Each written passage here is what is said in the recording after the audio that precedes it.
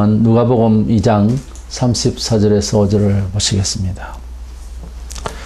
시몬이 그들에게 축복하고 그의 어머니 마리아에게 말하여 이르되 보라, 이는 이스라엘 중 많은 사람을 패하거나 흥하게 하며 비방을 받는 표적이 되기 위하여 세움을 받았고 또 칼이 네 마음을 찌르듯 하리니 이는 여러 사람의 마음의 생각을 드러내려 함이니라 하더라. 아멘. 12월은 성탄절 기가 되는 연말이 됩니다. 이런 시기가 되면은 성탄절을 맞이하는 즐거움과 괜히 기분 좋은 이런 감정을 서로 표출하는 이런 계절이기도 한데 어디서부터 그런 영향을 받았는지는 모르지만 어쨌든 성탄절기에서 더 즐거워하는 사람들은 기독신자들보다 불신자들이라고 우리가 말할 수도 있을 겁니다. 어쨌든 우리 예수님께서 12월 25일 그 날짜에 오셨다고 누가 감히 확정을 할 수는 없는 일이지만 예수님께서 이 세상에 오셨다고 하는 사실 자체만은 어느 시기에 우리가 한 번쯤 같이 기뻐할 만도 할 것입니다. 그러나 이 예수님께서 이 세상에 출현하게 되는 이 성탄에 대해서의 그 비화를 성경을 자세히 읽어보고 깨닫는다면은 우리가 캐롤 음악과 함께 여러 번쩍이는 그런 추리를 보면서 빛 가운데서 즐거워하고 할 그런 기쁨만 있는 것이 아니라 매우 우리를 경건하게 하고 또 성탄은 다른 모든 종교 교주나 현자들의 그런 이 세상의 출현과는 너무나도 다른 그런 의미가, 그런 역사적인 의의가 들어있다고 하는 사실을 우리가 깨닫고 이 성탄절기에 주님이 이 세상에 오신 사실에 대해서 좀 더 그 비화에 대해서 더 깊은 하나님의 뜻에 대해서 우리가 감지하고 깨닫고 해서 신앙에 유익한 그런 성도가 되기를 원합니다. 대략 그 4세기 이전까지는 하나님께서 이 세상을 6일 동안 창조하시고 제일 마지막 시간에 사람을 지으신, 여섯째 날에 사람을 지으신 것을 생각해서 1월 6일로 성탄이 아닌가 그렇게 해서 줄곧 지켜왔다고 합니다. 물론 교회가 창설될 때에 창설될 시기에라든지 또는 사복음서에 예수님께서 직접 가르치실 때라든지 또는 사도들이 복음을 전하면서 이제 기독교가 좀 더 이제 현실화되고 로마 또 유대 땅 그리고 여러 방면에 이제 기독교가 편지할 이러한 사회적인 어떤 종교로 이제 창설이 되어지고 편만해져 가는 가운데서 사도들은 여기저기에 이제 서신서를 보내기도 하고 그러 두루 이제 목회를 하는 가운데서의 어떤 서신들이 모인 책들이 성경에 이제 있습니다. 이러한 신약의 많은 서신들과 그리고 약 100년 가까이의 서기, 거의 100년 가까이에서 이제 완성이 된 요한계시록까지 다 이제 봐도 예수님이 탄생하신 것에 대해서 어느 정도 날짜를 잡거나 해서 절기처럼 그렇게 사도들이 혹은 예수님 자신이 또는 일반 성도들이 주님의 탄생일을 기념한다든가 하는 그런 언지나 또는 뭐 이제 우리가 추정할 수 있는 이러한 유추할 수 있는 그런 부분이 전혀 없어요. 그런 행사도 없었고 다만 후대에 이제 그런 생각을 아마 하게 된 것 같은데 건전적인 측면에서 우리가 받아들일 수는 있으나 성경에 말씀하지 아니하시고 또는 그 중량이 있습니다. 좀 더 강하게 강조하시는 부분이 있고 이제 뭐 보통 일상에서 우리가 생활하는 데에 평범하게 나타날 수가 있는 이런 말씀, 그렇게 골고루 그 정도를 두고 있습니다. 그래서 좀 더 많이 중심을 가지는 그런 말씀은 좀 눈여겨 더 봐야 되는 내용이겠죠, 아무래도.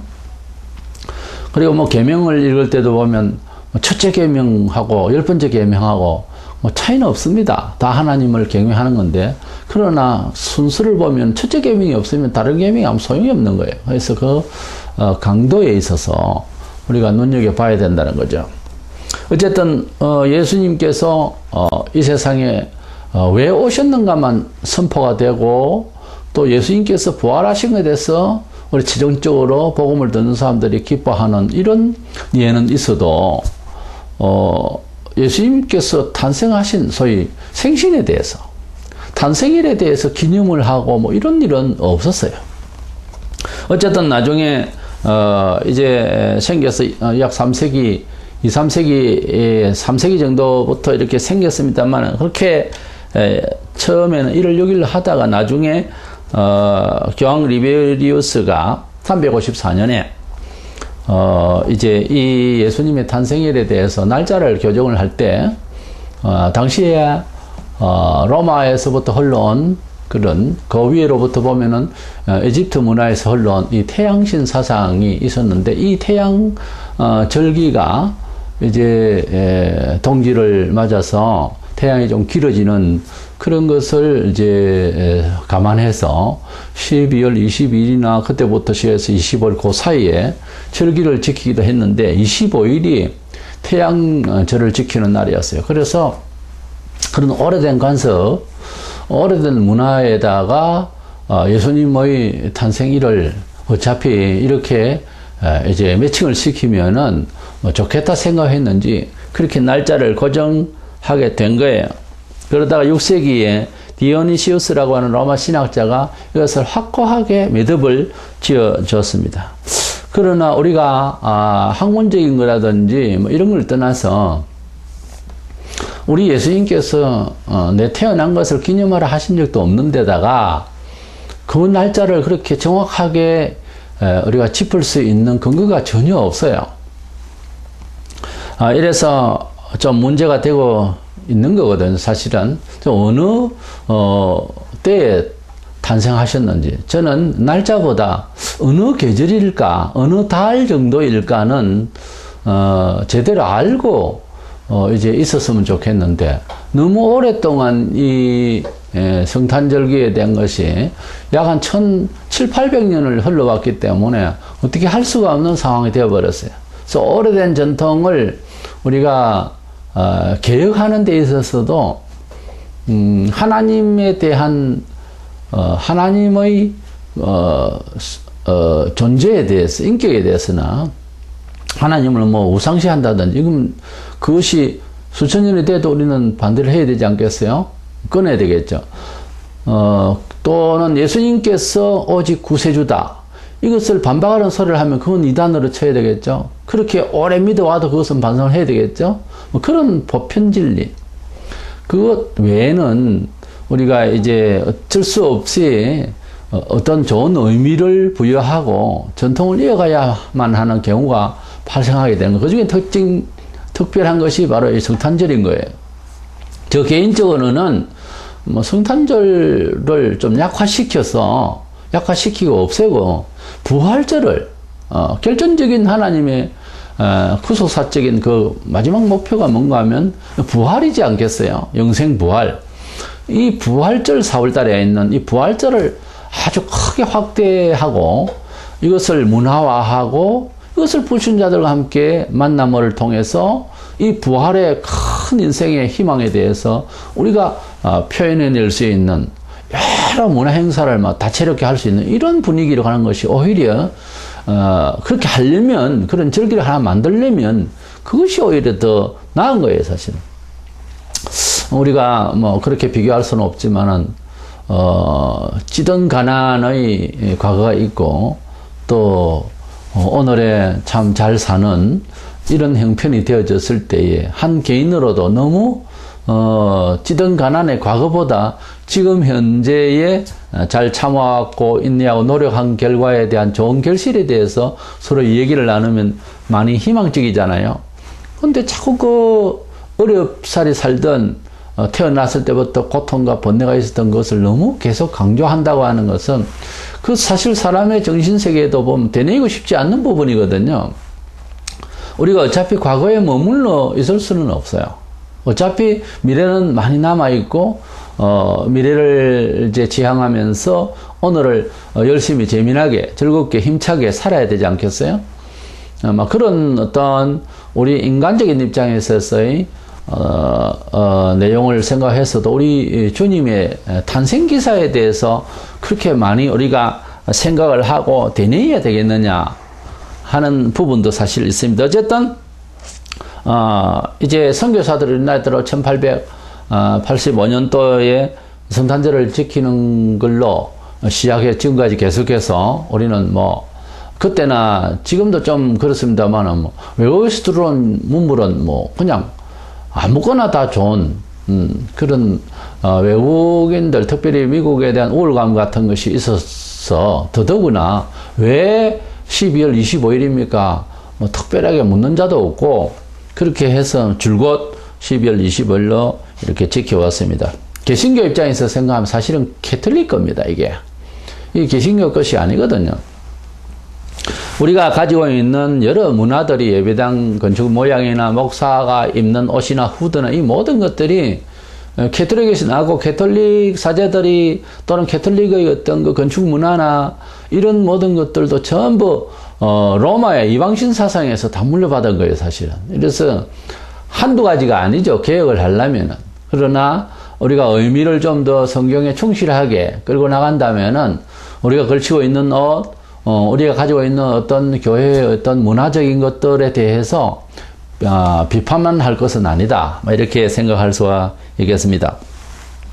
그렇다면 예수님께서 성탄하신 이 귀하고 축복된 날에 우리가 한량없이 기쁘고 우리를 구원하시기 위해서 세상에 오신 예수 그리스도 인물에 대한 이 성탄의 즐거움은 그 반면에 다른 깊은 내용이 있음을 우리 성도들이 알아야 되기 때문에 오늘 말씀 주제로 예수의 성탄의 고통이라 이런 주제의 말씀을 나누려고 합니다. 첫 번째로 우리가 생각하고자 하는 것은 예수님께서 이 세상에 오신 것은 흔히 우리가 생각하는데 구원만 위해서 오신 것이 아니라 심판과 함께 선언하러 또는 말씀하시러 오신 또 행사하시러 오신 예수님이시다는 입장에서 성탄의 의미가 구원의 그 어떤 긍정적인 측면만 가지고서 이해할 날이 아니라는 거죠. 이것이 불신자와 다른 점에 있어서 명확하게 뚜렷하게 이해하고 있어야 되는 성도들의 지식 문제입니다. 예수께서 우리를 위하여서 구원하러 오셨다 할 때는 사실은 예수님을 믿고 우리의 모든 죄와 허물에서 사함을 얻게 되는 이 놀라운 하나님의 은혜의 언약, 단지 믿는다는 그 하나로, 단지 회개하고 주님께 나오는 그 하나로 지옥에서 천국으로 전환을 하게 되는, 지옥 갈 사람을 천국 갈 사람으로 신분을 변화시킨다는 것은 세상의 합리적인 도의적인 그런 차원에서는 도저히 용납이 안 될 거예요. 비웃을 겁니다. 비웃다가 보면은 한참 비웃다가 지옥 가겠죠. 비웃을 바에야 그것을 믿고 웃고 죽어야 되지 않겠어요? 하나님께서 어차피 이 세상에 아들을 보내주셔서 십자가에 못 박히게 하셨다는 자체가 우리들의 생각으로는 비합리적인 거예요. 그분이 왜 죽으셨는가에 대해서 생각을 좀 하게 되면은 답이 빨리 이제 이해가 될 거예요. 하나님께서 우리를 용서하시기 위해서 이처럼 사랑하사 독생자를 주셨다 할 때부터 우리가 합리적으로 우리가 이 세상의 이해로서 납득할 수 있는 그런 상황과 역사가 아니에요. 하나님께서는 당신의 아들을 이 세상에 주셔서 제물로 십자가에 못 박히게 하신 그 사건 자체는 우리가 아무리 돌을 닦고 우리가 아무리 이 세상에서 선한 일을 하는 것 모든 것들을 다 해도 스스로는 구원을 얻을 수 없다고 하는 판단하에서 대신 십자가에 못 박히게 하신 그 하나님의 계획, 그 의도가 우리에게 은혜의 언약으로 이렇게 약속의 하나님의 그 말씀이 바로 우리에게 온 것이 바로 복음이라는 거예요. 그래서 기쁜 소식이라고 하는 거예요. 개념 자체가. 우리가 복음을 해석하려고 하는 시간은 아닙니다만은 우리 예수님께서 이 세상에 오셔서 우리를 구원하신 것을 믿고 믿음으로 나온 사람에게는 이 성탄이라고 하는 역사적 사실이 얼마나 기쁘고 감사하고 감격할 일일 수밖에 없다는 거죠. 이것은 어떤 회자될 일이 아니라 과거 역사와 같은 그런 추억이 아니고 이것은 일상에서 늘 우리를 감격해 하고 어떤 문제를 부닥칠 때에도 이 사건 자체를 다시 되뇌일 때, 재확인할 때, 나의 믿음을 다시 고려할 때 놀라운 하나님의 은총과 그 사랑의 역사이기 때문에 예수님께서 하늘로서 이 세상에 오셔서 탄생하셨다는 자체는 믿는 자에게는 한없이 기쁜 역사적 사건이라는 거죠. 그런데 우리가 기뻐서 아주 찬양하고 싶고 주님 감사합니다 이렇게 하는 이 기쁨을 불신자들이 아느냐고요. 불신자들도 좋다, 기분 좋은 크리스마스다, 메리 크리스마스 그리고 난리를 치는데 지금 우리가 알고 있는 이 구속사적인 입장에서 주께서 오신 이 날에 대한 개념을 가지고 있지 않잖아요. 즐거워하는 것도 질이 다른 거예요. 엉뚱하게 그냥 종교 문화로 즐거운 자기들을 육신적인 어떤 즐거움의 날로서 그렇게 기회를 생각하는 엉뚱한 발상인 거죠. 그럼 뭐냐? 예수님께서 어차피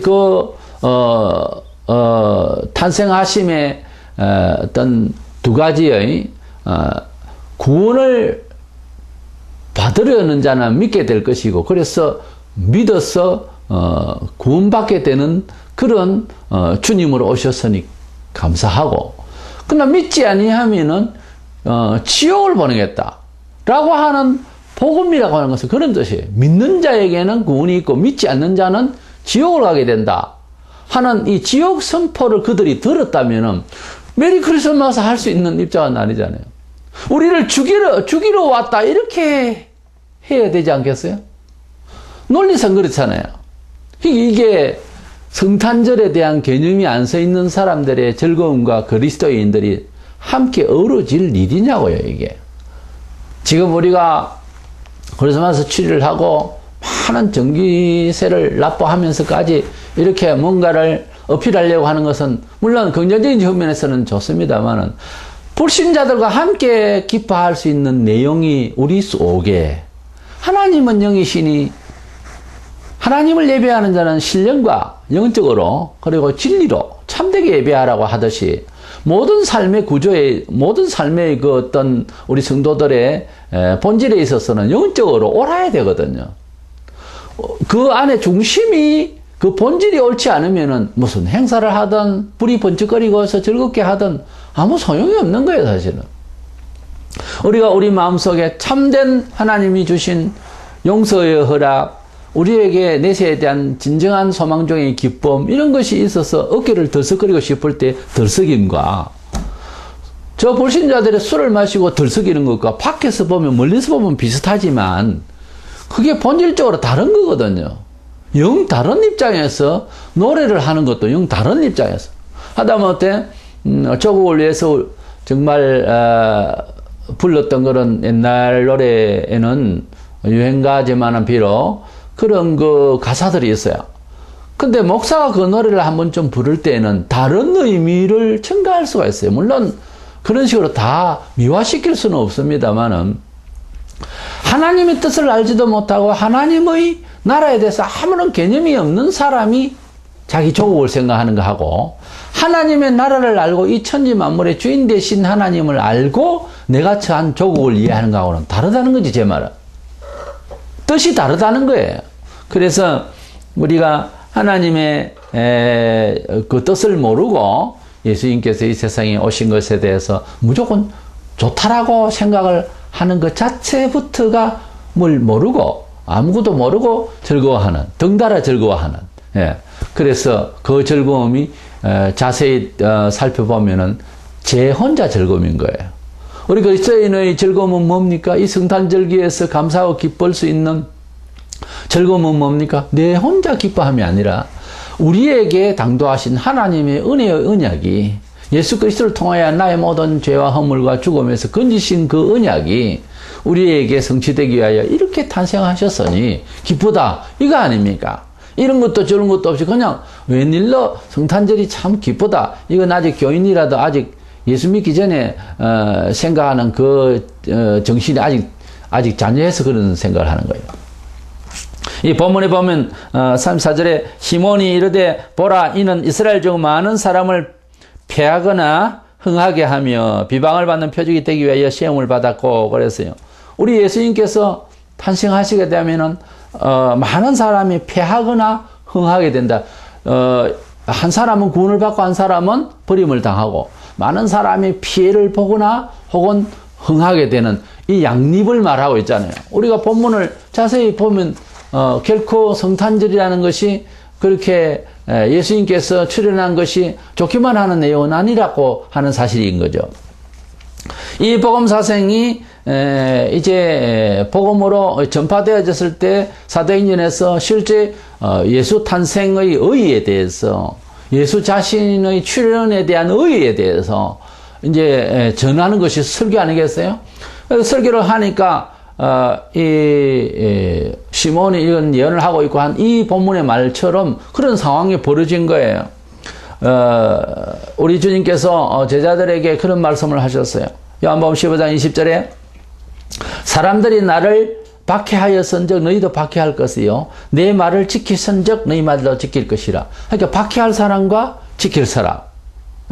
예수님의 말씀을 들었으니까 너희 말도 예수님의 사상이니까 너희 말도 지킬 사람이 있을 것이고 예수님을 핍박했으니까 너희가 내 말을 하다가 보면 너희도 핍박을 받게도 될 것이다.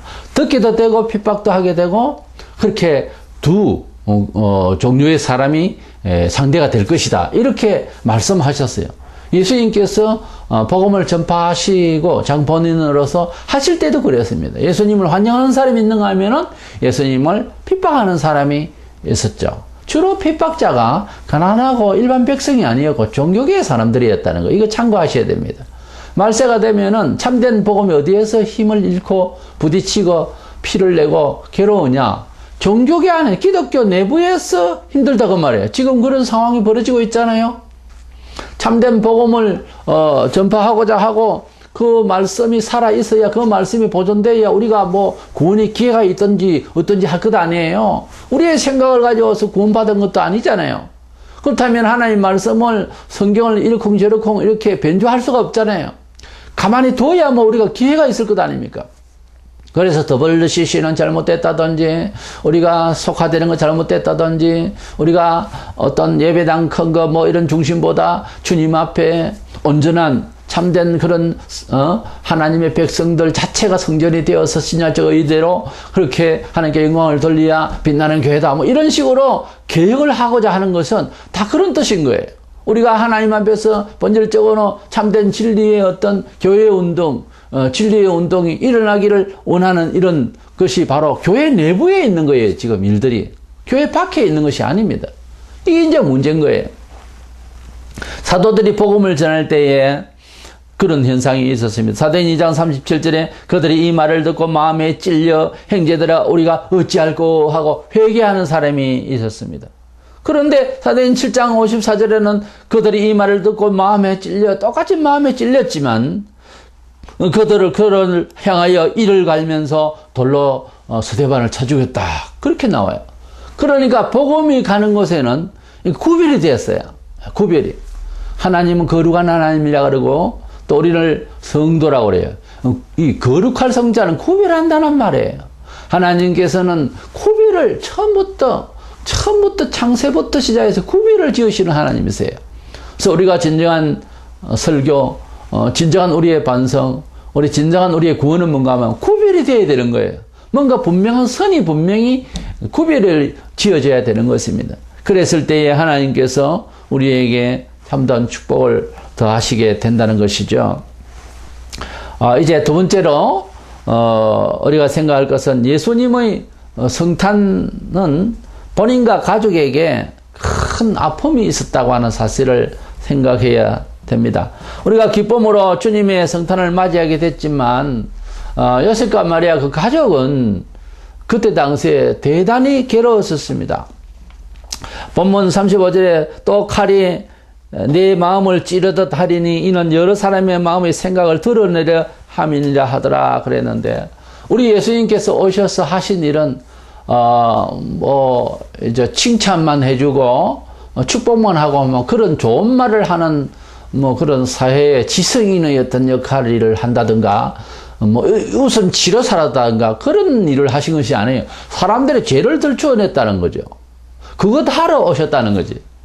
성탄절에 대해서 제대로 된 의미를, 성경적인 의미를 안다면 불신자들이 이날만큼 제일 기분 나쁜 일이 없을 거예요. 왜냐하면 예수님께서 오신 것은 벌써 우리가 그동안에 죄짓고 살던 모든 것들을 들추어내려고 오셨다고 하니 죽이려고 하지 않겠어요? 그렇지 않아요? 그렇기 때문에 성탄절의 제대로 된 의미를 안다면 저 불신자들이 마구 그냥 즐거워할 그런 처지가 아니거든요. 우리 예수님께서 탄생하셨을 때에 성령으로 잉태돼 가지고서 그냥 파혼을 할 지경, 이런 긴박한 상황이 한번 벌어졌고요. 잉태될 때부터, 그리고 탄생하시고 난 뒤에 헤롯으로부터 그 살인 행각에 죽을 뻔했고요. 그 120km나 넘는 걸 애굽으로 피난을 가야 했고요. 또 나중에 또 그 위험해 가지고서 이제 아켈라가 와가지고서 또 더 그 부친보다 악하게 되니까 소문 듣고 또 이제 하나님 지시를 받아서 나사렛이라는 동네로 또 피난을 가게 되었죠. 그래서 하나님의 아들이 제일 이제 빈촌인 이 나사렛에 살게 됐다고 하는 것, 이거 자체도 환란인 거예요.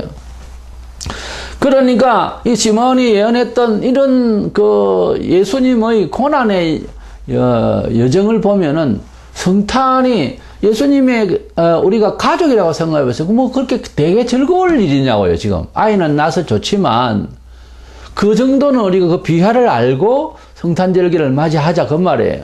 왜 그랬느냐는 거지. 왜? 우리를 구원하시는 것은 구원하시는 것이지만 심판을 이야기하려고 그러는 거예요. 이 세상에 죄를 드러내고 심판을 하러 오셨기 때문에 이런 상황이 벌어졌다는 거예요. 예수님의 이 가족에 고통이 있었다는 거죠. 뿐만 아닙니다. 그와 같이 그 예수님을 증거한 복음의 역사, 기독교 2000년 역사 동안의 모든 역사를 보면은 우리에게 이 복음이 당도하기가 아니라 많은 사람들의 고통이 있었어요. 예수님이 성탄 안 하셨으면 그런 저런 우리가 교훈을 들을 일도 없고 메시지를 들을 일도 없죠. 그래서 믿어서 고난을 받고 순교를 하고 할 일이 없죠. 그러나 우리 예수님의 성탄은 그런 의미가 있단 말이에요. 고통이 함께 있다고 말이에요. 구원과 함께 고통이 우리에게 함께 있었다고 말이에요. 30세에 들어서서 3년 동안의 공생에는 매일같이 핍박이고 매일같이 고통이었어요. 그러니까 이 시몬이 말한 대로 칼이 네 마음을 찌른다. 왜? 사람들의 죄를 드러나게 할 터이니까 라고 하신 말씀이 적용이 되는 거예요.